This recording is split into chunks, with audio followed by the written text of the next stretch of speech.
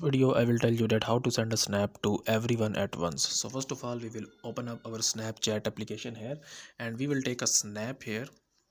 And now if you tap on next here, now here are all of my friends. Okay, so now if you actually want to send them to all at once, you need to make a shortcut first. Okay, so how you can actually make a shortcut here, like if you actually select them one by one, so this will actually take a time.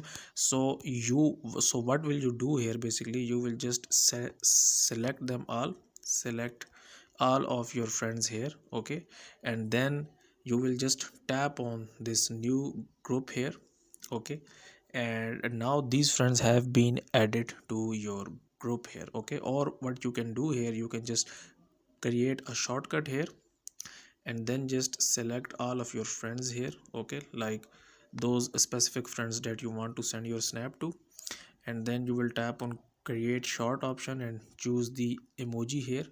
So let's choose the emoji here, let's choose this one, this rose here, and then tap on create shortcut. And the next time when you actually create a snap here, let's make a snap here, you just tap on next and then hit on this emoji here and then select all.